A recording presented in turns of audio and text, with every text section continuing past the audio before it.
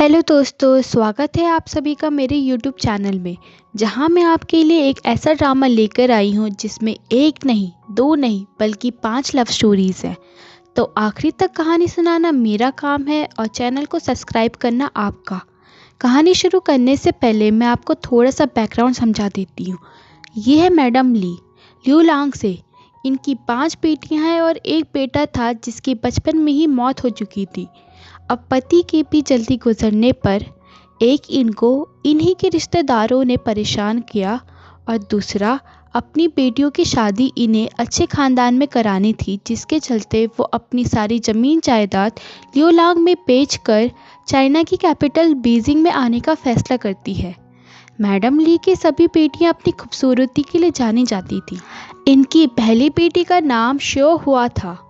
उसके पति को मरे हुए 3 साल हो चुके थे और एंशिएंट चाइना लॉ के हिसाब से पत्नी अपने पति के मरने के 3 साल के मॉर्निंग पीरियड के बाद शादी दोबारा कर सकती थी।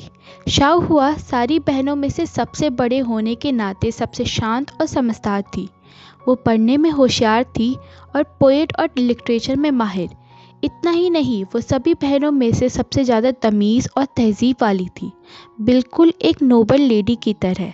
दूसरी बेटी का नाम फू हुई था, जिसकी शादी बीजिंग के एक बहुत बड़े परिवार फैंग के बेटे फैंग लियांग के साथ हुई थी। सभी बहनों में से सबसे सुंदर वही थी। मैडम ली चाहती थी कि उनके दामाद के सहारे उनके परिवार को बीजिंग में सेटल होने की मदद मिले। घर की तीसरी बेटी कांगनिंग है। वो ब्यूटी विद ब्रेन का एग्जाम्पल है। उस पे हर परेशानी का सॉल्यूशन है और अपनी अनोखी ट्रिक्स एंड टेक्निक के चलते वो सबका दिल जीत लेती है। अगर आपका भी जीत पाए तो कमेंट पे ज़रूर बताना। मैडम ली की चौथी और सबसे स्वीट बेटी हाउ दे है। उसे अपनी पंचमी बहन के साथ खेलना कूदना और मस्ती करना बहुत पसंद है। वो जैसी है वैसी ही दिखती है, बिल्कुल सिंपल सी। खुश होने पर नाचती है और दुखी होने पर रोती है। उसकी बड़ी बहनें सारी जिम्मेदारियां ले लेती हैं, इसलिए उसके लिए अभी ज़िंदगी बहुत हसीन थी। सबसे छोटी और अपनी माँ और बहनों की सबसे लाडली है घर की 5वीं बेटी लीशान। सबसे छोटी है लेकिन सबसे बहादुर भी। घर का मर्द होने की जिम्मेदारी जैसे इसी पर हो। किसी को भी पीटने चली जाती है और गुस्सा तो हमेशा नाक पर बैठा रहता है। इसके बावजूद दिल की पूरी नहीं है। ली परिवार में इन लेडीज़ को प्रोटेक्ट करने के लिए कोई मर्द नहीं है, इसलिए इन्होंने खुद ही इंडिपेंडेंट होकर एक दूसरे का सहारा बनना सीख लिया है। मैडम ली अपनी बेटियों की शादी ऐसे खानदान में करना चाहती है जो उनके परिवार को प्रोटेक्ट कर सके। बस इतनी सी ख्वाहिश लेकर वो बीजिंग अपनी दूसरी बेटी के घर मदद मांगने चली आती है। आगे कहानी सुनाने से पहले मैं चाहती हूँ कि आप सभी कहानी ख़त्म होने पर अपना फेवरेट कैरेक्टर और फेवरेट पेयर कमेंट करके बताइए कि आपको किसकी लव स्टोरी पर सबसे ज़्यादा मज़ा आया, किसकी लव स्टोरी आपके दिल को छू गई। और हाँ, हर एक को कमेंट करना है, मैं सबके कमेंट का रिप्लाई ज़रूर दूँगी। तो चलिए शुरू करते हैं एक एक करके सभी की कहानियों को। और हाँ, हमारे हीरोज़ भी किसी से कम नहीं हैं, सब एक से बढ़कर एक है, तो एंड तक ज़रूर बने रहिएगा। एम्परर रेनसोंग के शासनकाल में राजधानी बीजिंग समृद्ध और शांत थी। लोग सुख चैन की जिंदगी जी रहे थे। गलियां भरी रहती थी, दुकानें जगह जगह थी और हर तरफ भीड़ मची रहती थी। हवा में व्यापारियों की आवाज़ गूंज रही थी, जो एक खुशहाल और जीवन शहर का एहसास करा रही थी। मैडम ली अपनी चारों बेटियों को लेकर वहां पहुंच चुकी थी। वो सब पहली बार एक शहर देख रहे थे। मैडम ली अपनी दूसरी बेटी के घर जाती है तो वो उससे मिलने से मना कर देती है। उनको लगता है कि शायद से वो अब बड़े खानदान में शादी कर चुकी है, तो वो उनसे मिलने में शर्म कर रही है, तो वो गुस्से में वहां से चली जाती है। लेकिन कांगनिंग को थोड़ा शक होता है कि ऐसा क्यों हुआ है। वो अपनी बेटियों की शादी उसी के सहारे कराना चाह रही थी, लेकिन अब इस अनजान शहर में कौन उसकी मदद करेगा। लेकिन सच्चाई कुछ अलग थी। दरअसल फू हुई का पति बड़ा मुंहफट था, जिसके चलते वो लड़कियों से फ्लर्ट किया करता था और गुस्से में आकर फू हुई उस पर हाथ उठाया करती थी। जिस शादी को उसकी माँ बहुत बेहतर समझती है वो ऐसी है। ये सच्चाई बताने से फुई हुई कतरा रही थी, इसलिए वो अपनी माँ और बहनों से मिलने नहीं गई। फैन लिहान अपने कज़न चई एन, जो पैन रेस्टोरेंट का मालिक है और बहुत बड़ा बिजनेसमैन है, उससे शिकायत करता है कि उसकी बीवी उसको मारती है। आपने इस कैरेक्टर को द डबल और the story of Koenig palace जैसे ड्रामा में भी देखा होगा। मैंने तो इसे पहली बार द वन एंड ओनली में देखा था। वहाँ पर इसका रोल नेगेटिव था, लेकिन मुझे ये तब से पसंद है। चयन डिसाइड करता है कि वो अपनी भाभी को सुधारेगा। कमाल की बात है ना, सुधारने की ज़रूरत तो उसे उसकी भाई को है। पर दो बातों का ध्यान रखा जाए। एक तो ये एंशियंट चाइनीज़ ड्रामा है जिसकी सोच ही उस जमाने के हिसाब से है। दूसरी, कहानी का पूरा कॉन्सेप्ट ही ये है कि कैसे सारे हीरो पहले सख्त और मेल ईगो वाले होते हैं, लेकिन इन लेडीज़ के प्रभाव में आते ही बिल्कुल लाइन में आ जाते हैं। खैर, वो सीधे मिलने जाता है तो उसकी भाभी मना कर देती है। तब वो ऐसी बात फैलाता है कि फैंग ने एक नई लड़की को हवेली में लाकर उसके साथ रात बिताने का फैसला किया है। फुई हुई तुरंत उसे पीटने जाती है, लेकिन वहाँ चैयन होता है जो उसे अपनी जेलसी पर कंट्रोल करने को बोलता है। फुई हुई फ्रस्ट्रेशन में आकर पत्थर काटने लगती है और उसके मुंह से खून आने लगता है, जिससे उसका गुस्सा शांत हो पाए। तभी वहाँ कंगनिंग आ जाती है। उसे पहले ही शक हो चुका था कि कुछ तो गड़बड़ है, तभी उसकी बहन उनसे मिलने नहीं आई। वो उसे अपने साथ गेस्ट हाउस लेकर जाती है जहाँ वो लोग ठहरे हुए थे।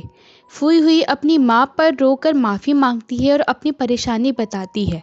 सभी को इससे गुस्सा आता है और वो डिसाइड करते हैं कि वो अपने जीजा को सबक सिखाकर ही रहेंगे।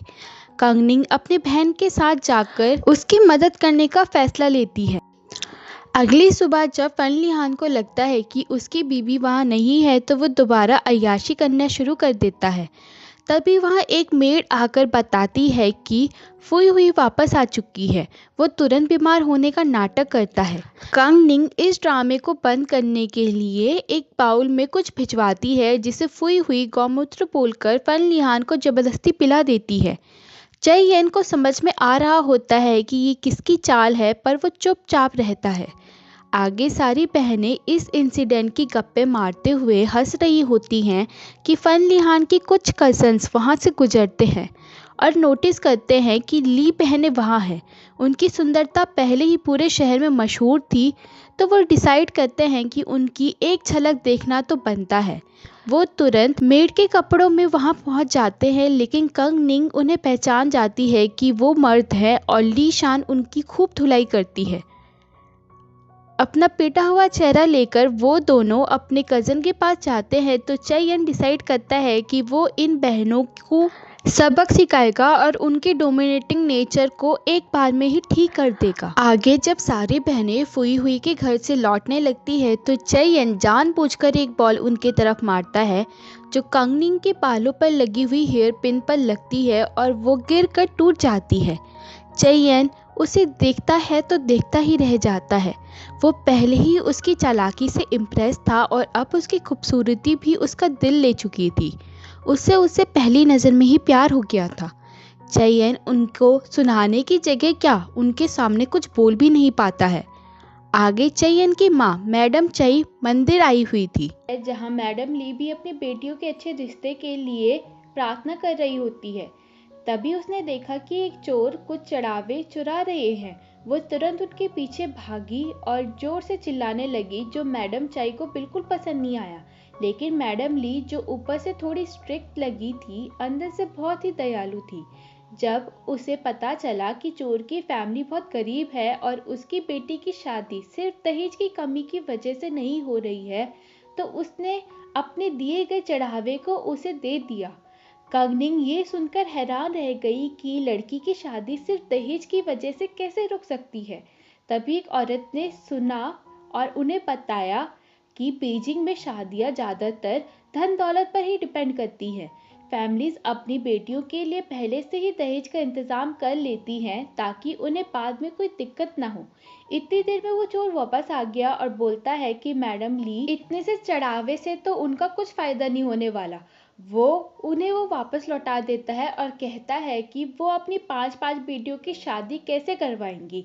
ये सुनकर मैडम ली इतना ज़्यादा शॉक हो गई कि वो वहाँ बेहोश हो जाती हैं। मैडम ली जब किराए के घर वापस आई तो उन्होंने अपनी बेटियों को मंदिर में हुआ पूरा किस्सा बताया।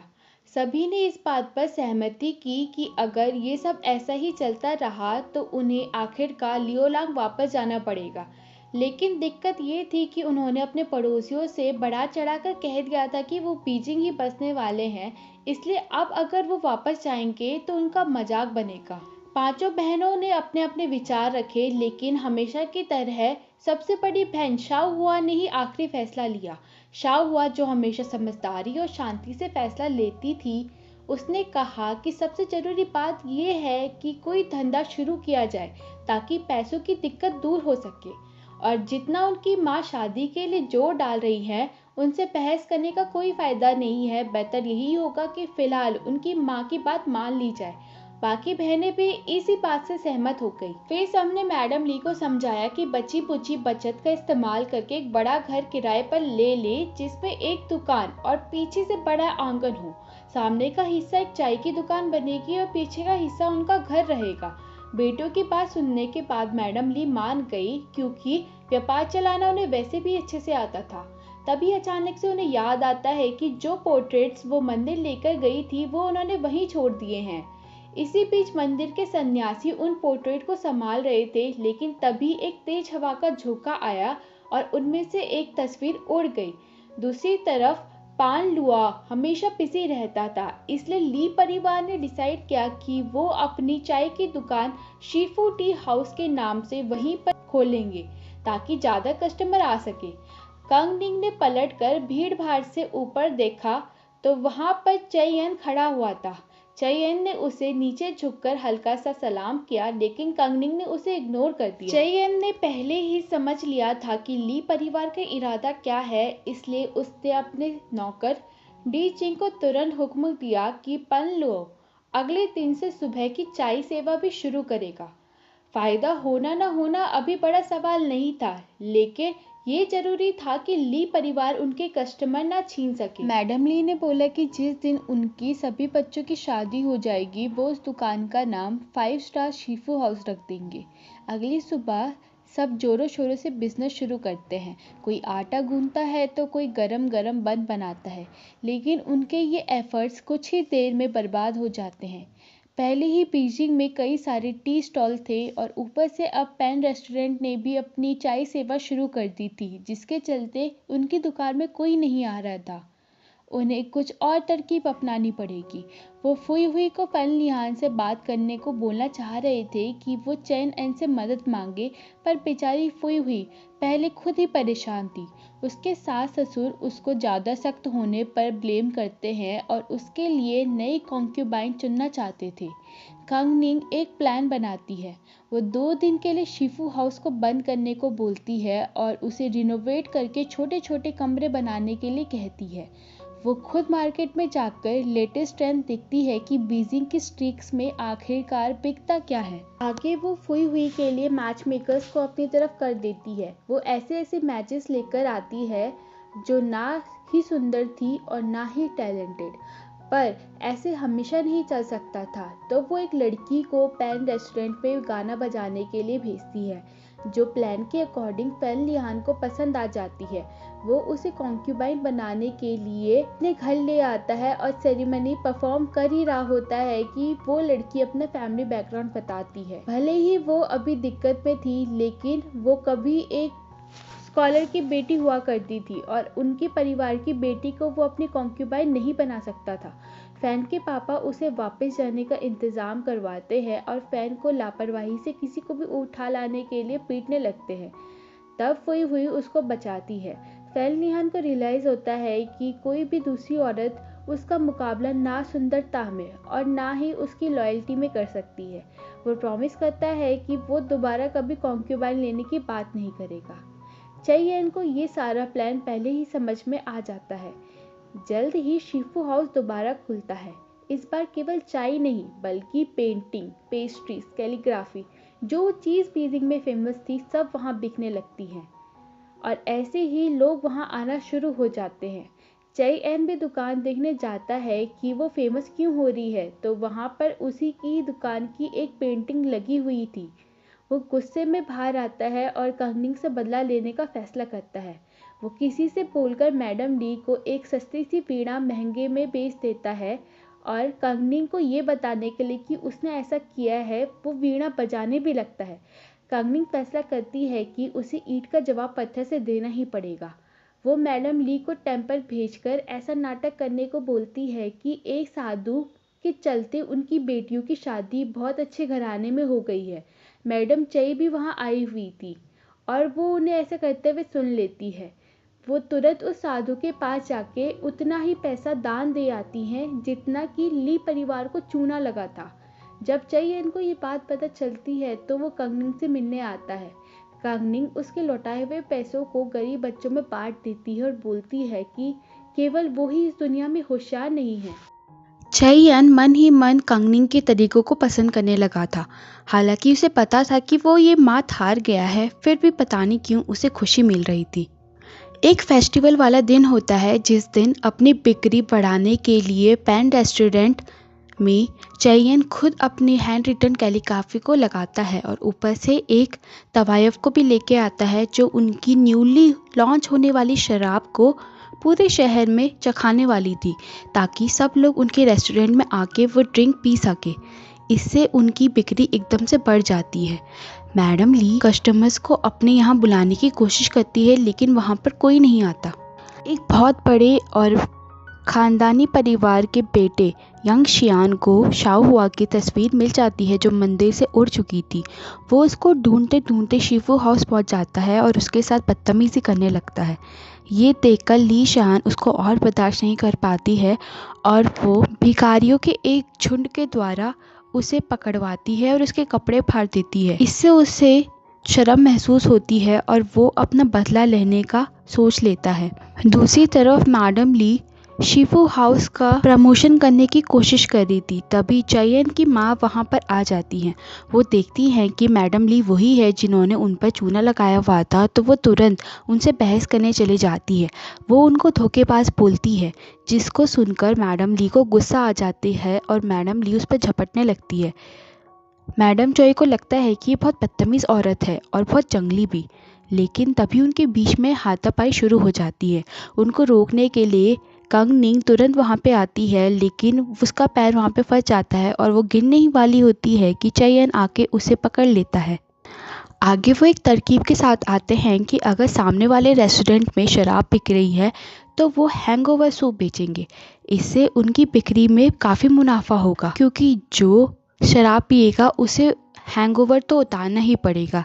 इससे जितनी भी लोग पैन रेस्टोरेंट में आए हुए थे वो धीरे धीरे करके शिफू हाउस पहुंच जाते हैं।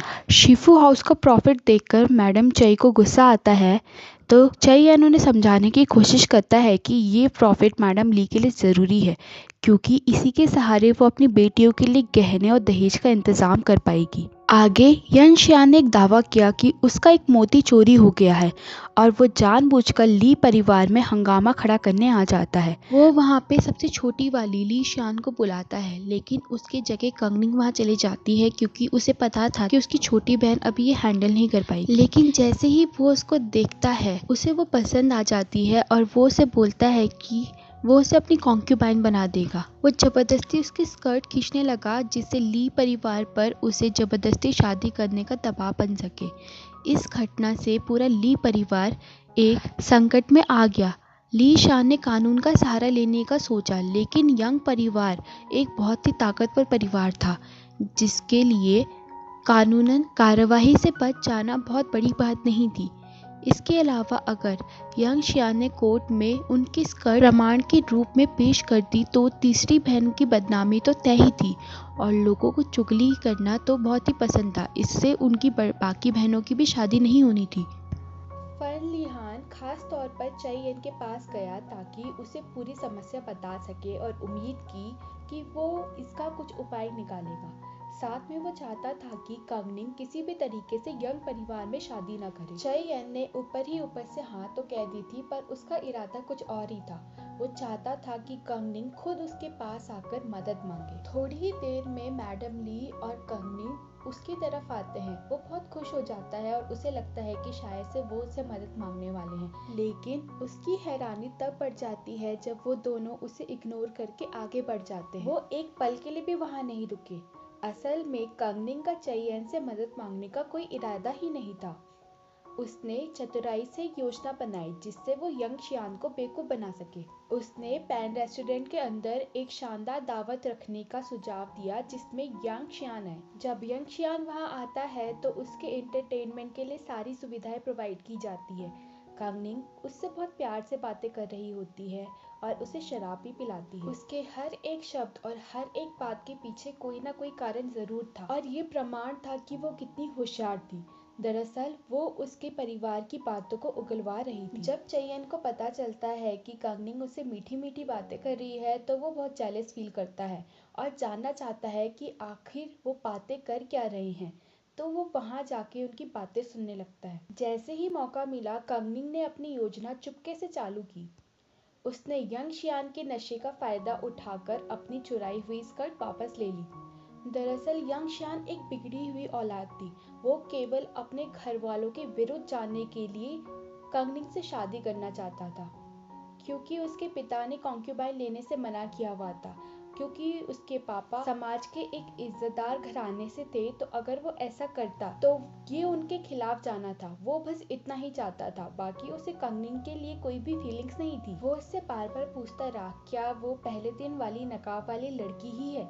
दरअसल वो उसकी पांचवी बहन के बारे में पूछ रहा था, पर कंगनिंग ने इसका जवाब कुछ भी नहीं दिया। चेयन को पता था कि कंगनिंग जैसी स्वाभिमानी लड़की कभी किसी की कॉन्क्यूबाइन नहीं बनेगी, पर वो देखना चाहता था कि आखिर वो इस परेशानी का हल कैसे निकालती है। पहली और दूसरी बहन फिर मार्केट में जाके वो स्कर्ट बेच देते हैं। जहाँ पे उनको दिक्कत आती है तो चेयन जाके उनकी मदद करता है, क्योंकि वो एक व्यापारी ही था।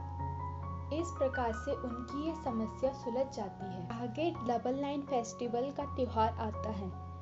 पूरा शिफू हाउस इस त्योहार को मनाने के लिए तैयार होता है।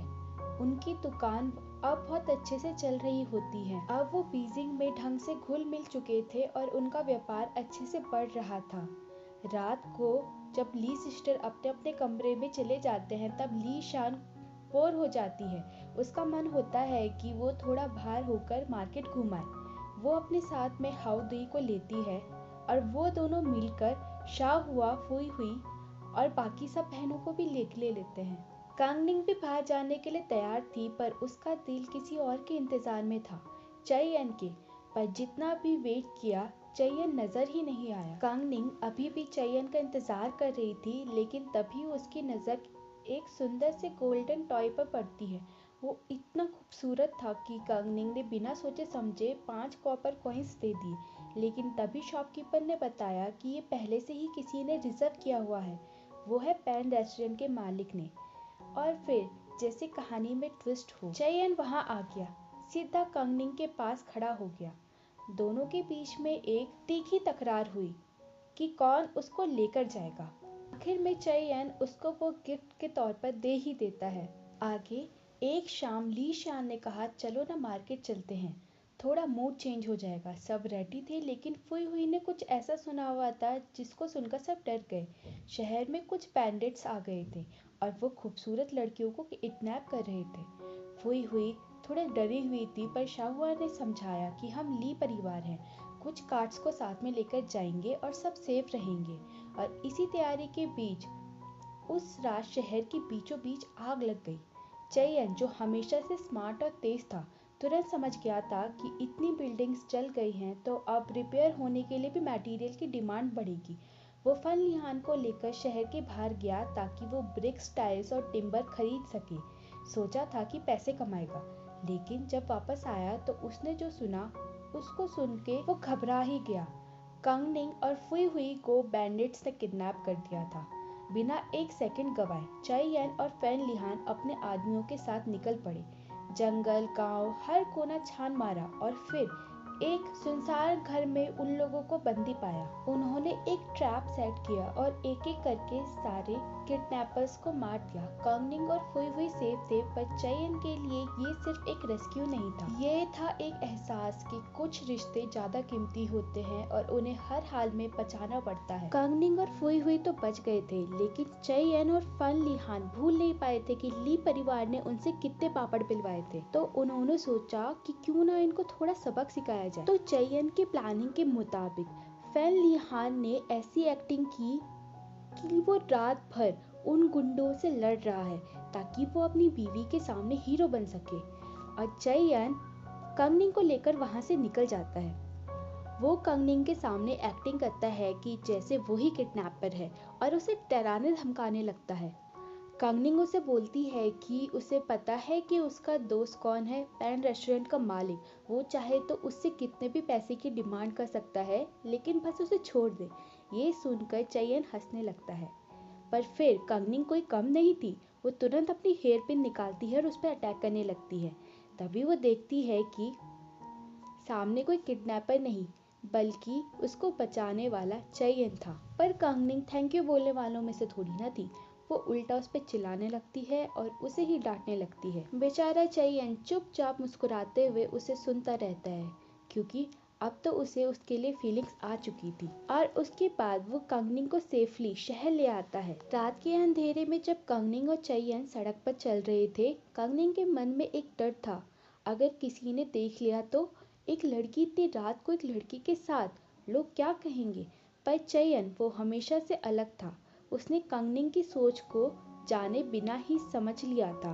उसने अपनी ब्लैक क्लॉक उठाई और प्यार से उसके कंधों पर डाल दी ताकि कोई उसे पहचान न सके। एक छोटी सी बात थी, पर ये कांगनिंग के दिल को छू गई। जब वो अपने डेस्टिनेशन पर पहुंच गए तब चेयन एकदम रुक गया और कहा, मैंने जो कुछ भी किया वो कोई प्रैंक नहीं था, मैं सिर्फ तुम्हारे साथ ज्यादा वक्त स्पेंड करना चाहता था। वो लफ्ज सीधा कांगनिंग के दिल तक गए। पहली बार उसके चेहरे पर एक हंसी थी, मुस्कुराहट थी, वो भी बिना कुछ कहे। मैडम चई जो अपने बेटे के लिए रिश्ता ढूंढ रही थी, वो एक सुंदर से लड़की का रिश्ता लेकर आती है, लेकिन वो मना कर देता है और बोलता है कि वो केवल ली परिवार की तीसरी बेटी कांगनिंग से ही शादी करेगा। मैडम चई को ये जानकर बिल्कुल अच्छा नहीं लगता है कि वो ली परिवार की बेटी से शादी करना चाहता है। वो ली परिवार जो तमीज, तहजीब और नियमों का पालन नहीं करता है। जब उनकी माँ ही इतनी लड़ाकू है तो पता नहीं उनकी बेटी कैसी होगी। उनके लिए ली परिवार की सारी औरतें जंगली ही थी। लेकिन चेयन अपने फैसले पर खड़ा रहता है। अगले दिन मैच मेकर्स चई परिवार का रिश्ता लेकर ली परिवार में आते हैं। ये सुनकर पूरा का पूरा ली परिवार बहुत खुश हो जाता है। साथ में चेयन भी वहां आया होता है। जब कांगनिंग उससे मिलने जाती है तो वो उसे फाइनली प्रपोज कर ही देता है। वो उससे अपनी दिल की बातें कहता है कि कैसे पूरे बीजिंग में उसके अलावा कोई लड़की उसका मुकाबला नहीं कर सकती है, केवल वो ही है जो उसके लिए बनी हुई है। कांगनिंग उसके सामने शादी करने के लिए 3 शर्तें रखती है। वो कहती है कि उसने अपने से बड़ी 2 बहनों की शादियों से कुछ सीखा है, इसलिए वो ये 3 शर्तें रख रही है। पहली शर्त ये थी कि वो कभी भी किसी दूसरी औरत को अपनी जिंदगी में नहीं लेकर आएगा। दूसरी ये कि अगर उनके बच्चे नहीं हुए तो वो अपने ही परिवार में से बच्चे अडॉप्ट करेंगे। और तीसरी ये कि अगर वो उससे पहले मर गई तो उसे उसके लिए 3 साल का मॉर्निंग पीरियड रखना पड़ेगा, तब तक वो किसी और से शादी नहीं करेगा, और 100 साल के बाद उसे उसी के साथ दफन होना पड़ेगा। चेयन तुरंत इन कंडीशंस के लिए मान जाता है। इसके अलावा कांगनिंग एक और चीज चाहती थी। वो चाहती थी कि उसके लियोलैंग वाले घर में एक पीच का पेड़ है, वो उसकी सबसे ऊंची वाली डाली लेकर आए। वो ऐसा इसलिए चाहती थी क्योंकि वो पेड़ उसके पापा ने बोया हुआ था। चेयन बिना कुछ ज्यादा सोचे समझे तुरंत वहां के लिए निकल जाता है।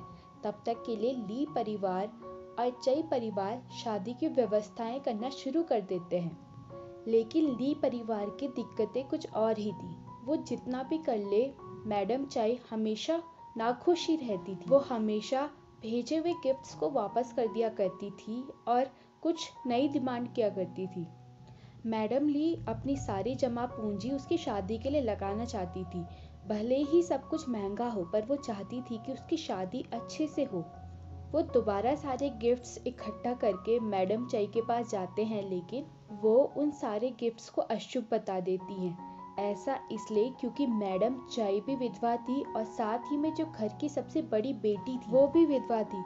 तो उनका मानना ये था कि क्योंकि ये गिफ्ट्स किसी भी सुहागन औरत की तरफ से नहीं आए हुए हैं, तो ये सारे गिफ्ट्स अशुभ हैं। ये बात कंगनिंग सुन लेती है और वो बोलती है कि अगर गिफ्ट्स आएंगे तो केवल उसकी माँ और बहन की तरफ से ही आएंगे। मैडम चाई को उसकी ऊंची आवाज बिल्कुल भी पसंद नहीं आती है और वो उसके परिवार के बारे में बहुत कुछ बोलने लगती है।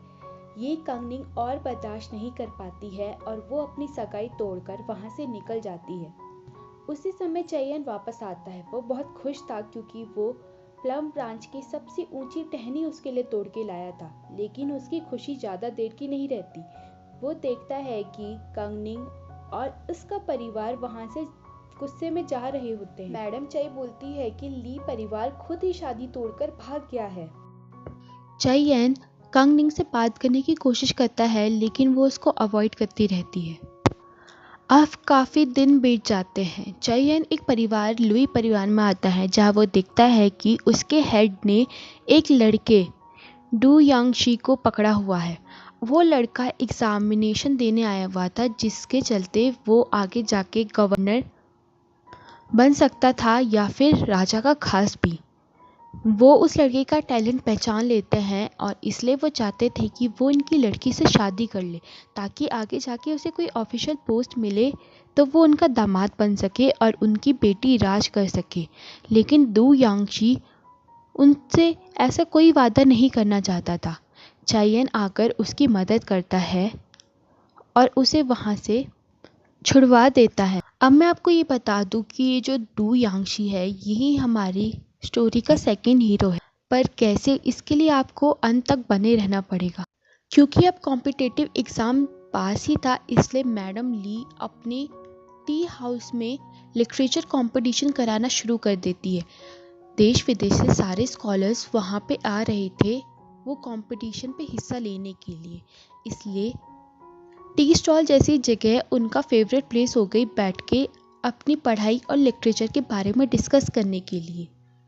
मैडम ली का एक तो इससे प्रॉफिट हो रहा था, दूसरा ये हो रहा था है कि जो स्कॉलर उन्हें पसंद आएगा उनसे वो अपनी बेटी की शादी भी करा सकती थी, इसलिए वो ऐसा कर रही थी। पैन रेस्टोरेंट ने भी यही तरकीब अपनाई। उन्होंने भी कंपटीशन कराने शुरू कर दिए, जिससे सीफूड हाउस का व्यापार कम होने लगा। इसके लिए शाहुआ ने एक तरकीब अपनाई। उन्होंने पूरे बीजिंग में ये बात फैला दी कि उनके पास एक पर्ल कर्टेन है।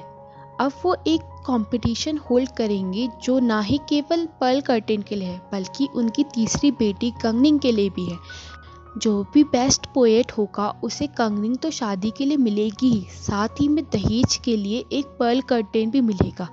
अब इतना अच्छा ऑफर कौन ही ठुकरा सकता है। पूरी बीजिंग में ये बात एकदम से फैल गई और सारे एक से बढ़कर एक स्कॉलर वहाँ कंपटीशन में हिस्सा लेने आ गए। जब चयन ने ये बात सुनी तो उसे बहुत गुस्सा आ गया। वो नहीं चाहता था कि कोई भी स्कॉलर आके उसकी कंगनिंग को ले जाए, इसलिए वो डू यांगशी से हेल्प मांगता है। वो डू को बोलता है कि अगर वो उसका एहसान लौटाना चाहता है तो वो उसकी जगह उस कंपटीशन में हिस्सा ले। उसे भी पता था कि डू के रहते वहाँ पे कोई भी कंपटीशन नहीं जीत सकता था, इसलिए उसने वहाँ पर उसे भेजा। अब असल में पॉलिटिक्स और पढ़ाई की बातें कंगनिंग को ज़्यादा नहीं पता थी, ये सब तो शाहुआ का टैलेंट था। अब बैठी तो कंगनिंग रहती है, लेकिन सवाल शाहुआ पूछ रही होती है। सवाल शाहुआ के और जवाब डू के। शाहुआ को किसी और के जवाब बिल्कुल पसंद नहीं आते हैं, लेकिन जैसे ही डू यांगशी बोलना शुरू करता है वो उससे बहुत प्रभावित हो जाती है। वो लास्ट में उसी को विनर घोषित करती है। अब डू यांगशी अपने असली नाम से तो वहाँ गया हुआ नहीं था, इसलिए वो मैरिज के प्रपोजल को ठुकरा देता है और बोलता है कि वो पहले से शादीशुदा है। तो वो लोग उसे पर्ल कटिंग की जगह एक डोंकी गिफ्ट में दे देते हैं। धीरे धीरे करके मैडम ली का व्यापार बढ़ता जाता है। अब मैडम ली ने उसी दुकान के अगल बगल का एरिया भी रेंट कर लिया था। एक बर्फीला दिन था। डू यांगशी जो था तो गरीब ही, वो अपनी लिटरेचर को सेल करके पैसे कमाया करता था। उस पे तो खाने तक के पैसे नहीं थे। वो स्ट्रीट पे ऐसे ही अपनी लिटरेचर वर्क को सेल कर रहा था कि बर्फ़ के चलते वो सड़कों पर ही बेहोश हो जाता है। शाहुआ को वो मिलता है तो वो उसे तुरंत बचाने के लिए अपने घर ले आती है। मैडम ली उसको देख के गुस्सा होती है क्योंकि उसकी वजह से उनका मजाक बन गया था। जिसको वो अपना दामाद बनाना चाहते थे वो तो ऑलरेडी शादीशुदा निकला था, लेकिन था तो वो अभी अधमरी हालत में ही, इसलिए उन्हें उसकी मदद करनी पड़ी। डू यांगशी बार बार टेम्पल का नाम ले रहा था तो शाहुआ ने उसका सामान लेने के लिए किसी को टेम्पल में भेज दिया और वो उसके सामान के साथ साथ उसके एक और साथी संग यानरेंग को भी साथ ले आए। बाद में मैडम ली को सच्चाई पता चलती है कि असल में वो दोनों के दोनों शादीशुदा नहीं हैं और साथ ही में इंपीरियल एग्ज़ाम भी दे रहे हैं। तो वो अपने एक्स्ट्रा हाउस को उनको रेंट पे दे देते हैं क्योंकि वो अभी गरीब थे। तो बाद में जब वो स्कॉलर बन के पैसा कमाने लगेंगे उनका एहसान भी चुका देंगे। ये सुनकर चयन को बहुत टेंशन हो जाती है कि कहीं इससे कंगनिंग और डू की करीबियाँ ना बढ़ जाए। तो वो डिसाइड करता है कि वो डू यांगशी को विज़िट करेगा। वो उनके बीच की दीवारों को बढ़वा देता है ताकि वो एक दूसरे से मिल ना सके। साथ ही में वो अपने एक सर्वेंट को भी उसके घर पे छोड़ देता है जो हर वक्त उस पर निगरानी करते रहे। अब क्योंकि वो दोनों ही स्कॉलर दिन भर पढ़ाई में डूबे रहते थे तो उनसे डायरेक्ट शादी का प्रपोज़ल देना उनके लिए थोड़ा सा मुश्किल हो गया था। तब शाहुआ एक टेक्निक के साथ आए। उसने क्या किया, उसने सबसे रेयर एडिशन वाली बुक उनको दे दी ताकि वो उनके बोझ के तले डूब जाए और खुद ही उनका एहसान चुकाने के लिए उनसे शादी करने को तैयार हो जाए। कंगनिंग बार बार डू के कमरे में जाती तो ये सुनकर चयन को बहुत जलन उठने लगी। वह उसके कमरे में आकर कंगनिंग का दिया हुआ तोहफा भी तोड़ देता है और बोलता है कि वो उससे बढ़िया लाकर उसे देगा। चैन कंगनिंग को उसकी बहन के घर बुलाकर उससे बात करने की कोशिश भी करता है लेकिन उससे भी कोई फ़ायदा नहीं उठता। आगे मैडम फैन और मैडम चई एक फॉर्चून टेलर के पास जाती है तो चैन ने पहले से ही उसको पैसे खिला रखे थे। वो उनसे बोलता है कि तुम्हारे बेटे के लिए केवल ली फैमिली की तीसरी बेटी ही सही है, उसके अलावा बाकी सब उसके लिए मिस फॉर्चून ही होंगे। ये सुनकर मैडम चे एकदम से शॉक हो जाती है और दोबारा ली फैमिली के पास शादी का प्रपोज़ल लेके पहुंच जाती है। वो अपनी पिछली गलतियों के लिए माफ़ी मांगती है और कहती है कि उनके बेटे के लिए वो अपनी बेटी दे दें, पर अब बहुत देर हो चुकी थी। ली फैमिली ने ऑलरेडी डिसाइड कर दिया था कि वो कंगनिंग की शादी डू यांगशी से ही करवाएंगे। वो डू यांगशी की अंधी माँ को भी वहाँ लेकर आते हैं और उनका बहुत अच्छे से ख्याल रखते हैं। अपने ये एहसान चुकाने के बदले में डू फैमिली भी उनसे शादी का रिश्ता पक्का करवा देती है। डू यांगशी की माँ असल में एक अच्छी औरत होती है। उन्होंने हमेशा से गरीबी और तकलीफ ही दिखी रहती है, इसलिए उन्हें पता होता है कि उनके लिए एक अमीर परिवार में शादी करने से ज़्यादा ज़रूरी है एक अच्छी लड़की से शादी करवाना। इसलिए वो कंगनिंग को बहुत पसंद करने लगती है। इतना ही नहीं, वो ये भी जानती थी कि मुसीबत के वक्त पर जो भी मदद करे वो उनके लिए ज़्यादा सच्चा होता है।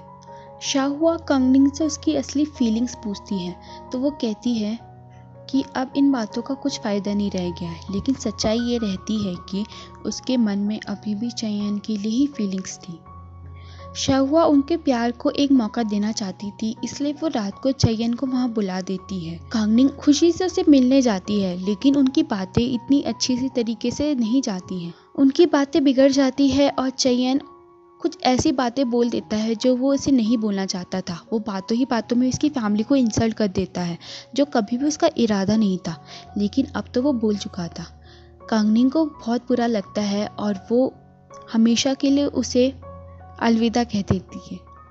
वो डू यांगशी से शादी करने को तैयार हो जाती है और चैन दिन भर अपना दुख भुलाने के लिए शराब के नशे में ही पड़ा रहता है।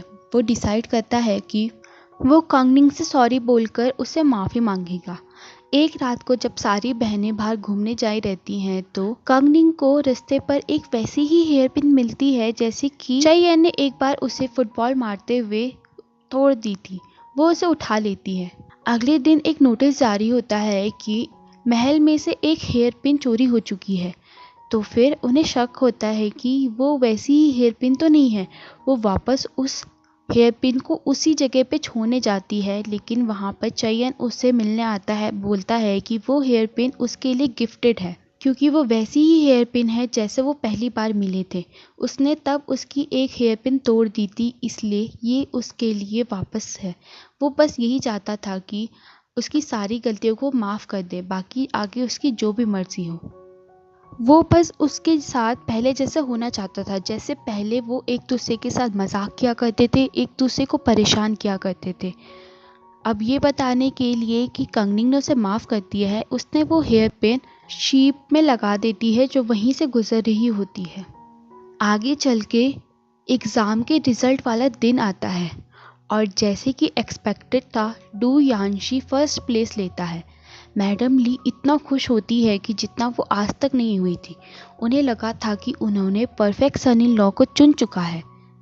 दोनों के दोनों परिवार वेडिंग की प्रिपरेशन शुरू कर देते हैं। ये सुनकर कि डू यांशी फर्स्ट आ गया है, चाय एन को पता चल चुका था कि अब तो मैडम ली कंगनिंग की शादी उसी से करवाएंगी, इसलिए उसका यहाँ रहने का कोई फ़ायदा नहीं था। हार्ट ब्रोकन होकर वो वहाँ से निकलने लगता है। वो बोलता है कि अब वो मर्चेंट बनकर देश विदेश में व्यापार करेगा। वो कभी बीजिंग नहीं लौटेगा और हमेशा ओवरसीज ही काम किया करेगा। ये सुनकर उसकी माँ को एकदम शॉक लग जाता है और वो एकदम से टूट जाती हैं। उन्हें रियलाइज़ होता है कि असल में उन्होंने किया क्या है। अगर वो पहले ही उनकी शादी करवा देती तो आज ऐसा दिन आता ही नहीं। आज उनका बेटा उन्हीं के साथ रहता, लेकिन अब उसमें कोई इच्छा रह ही नहीं गई थी वहाँ रहने के लिए। मैडम चई तुरंत मैडम ली के घर जाकर अपने घुटनों में बैठकर उनसे माफ़ी मांगती है, लेकिन अब बहुत देर हो चुकी थी। मैडम ली कहती है कि ऐसा नहीं है कि वो इतनी पत्थर दिल हैं कि बच्चों की जज्बातों को समझे ना, लेकिन बात यह है कि अब दोनों परिवार में पहले ही रिश्ता हो चुका है। अब ली परिवार की एक बेटी को तो दू परिवार की फैमिली से शादी करनी ही पड़ेगी, तो वो अपने रिश्ते से ऐसे पीछे नहीं मुकर सकते हैं। उन्होंने ऑलरेडी वादा कर चुका है और गिफ्ट्स भी एक्सचेंज हो चुके हैं। अब ली मदद मांगने के लिए फुई हुई के पास जाती है। आखिरकार वो उनकी बहू थी। फुई हुई को पता था कि उसकी बहन असल में चाय हयन को ही पसंद करती है, लेकिन बात ये थी कि अब वो ऐसा करेगी कैसा। वो अपनी माँ को समझाने की कोशिश करती है कि चाय हयन की फीलिंग्स बिल्कुल सच्ची है और ऊपर से डू यांशी केवल उससे इसलिए शादी कर रहा है क्योंकि वो अपना एहसान चुकाना चाहता है। एक ऐसी शादी जो केवल ग्रैटिट्यूड के चलते हो, ना कि प्यार के, कब तक टिकेगी। आगे जाकर फुई हुई कंगनिंग को ये बताती है कि चयन यहाँ से जाने वाला है, वो कभी लौट के नहीं आएगा। कंगनिंग बहुत शॉक हो जाती है।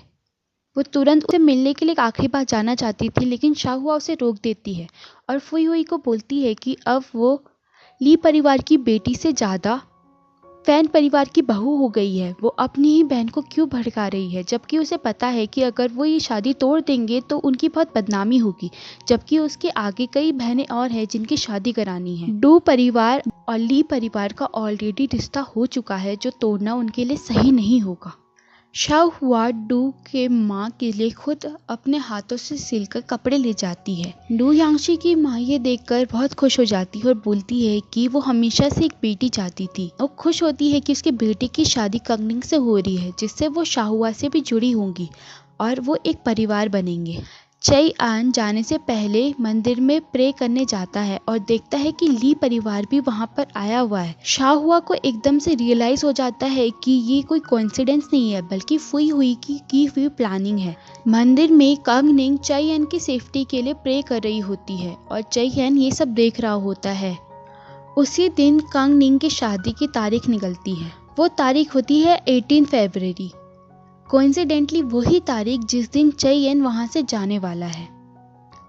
धीरे धीरे करके वो तारीख आ जाती है। मैडम चई उस दिन आकर जबरदस्ती चईयन को पकड़ लेती है और बोलती है कि आज हम तुम्हारी शादी कराएंगे।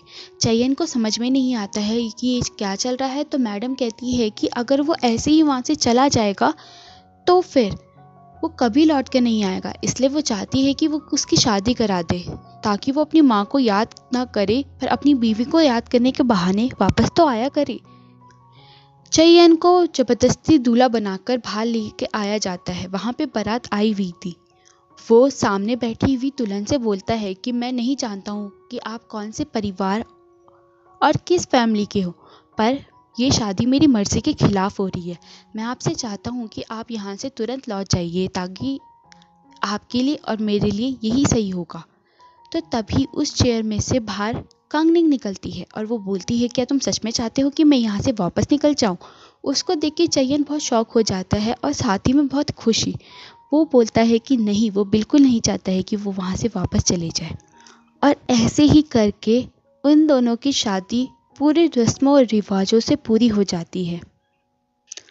रात को चयन उससे पूछता है कि ये सब कैसे हुआ, तो कांगनिंग उसे बताती है कि सबने उसे समझाया कि शादी केवल एक सौदा नहीं है, बल्कि एक रिश्ता है जिसपे प्यार और भरोसा होना बहुत ज़रूरी है। वो किसी अनजान व्यक्ति से ऐसे शादी नहीं कर सकती थी। जहाँ तक रही उनके प्रपोजल की बात, मैडम ली ने फैसला किया था कि 5 बहनों में से एक उसकी जगह दुल्हन बनेगी, और इसके लिए वो ऑलरेडी कोर्ट में चिट्ठियाँ डाल चुकी थी। चयन मुस्कुराया और कांगनिंग को अपनी बाहों में ले लिया। उसने गहरी सांस लेके कहा, एक ली की बेटी को जीतना बहुत ही मुश्किल है, लेकिन अंत में सच्चे प्रेमी की हमेशा जीत ही होगी। और इसी तरीके से वो एक हैप्पीली मैरिड कपल बन गए। अब देखना ये है कि मिस्टर डू की शादी किस बहन से हुई है। ये जानने के लिए आपको अगले एपिसोड के लिए बने रहना पड़ेगा। अगर आपको ये कहानी अच्छी लग रही है तो वीडियो को लाइक और चैनल को सब्सक्राइब कर दीजिए। और हाँ, कमेंट करके ज़रूर बताइएगा कि आपको इन दोनों की लव स्टोरी कैसे लगी। और अगर आपको आगे की स्टोरी जल्दी जल्दी चाहिए तो जल्दी जल्दी लाइक एंड कमेंट करिएगा। तो मिलते हैं अगली बहन की लव स्टोरी के साथ, जो एक बहुत रोमांच भरी होने वाली है। तो बने रहिए इस चैनल पर।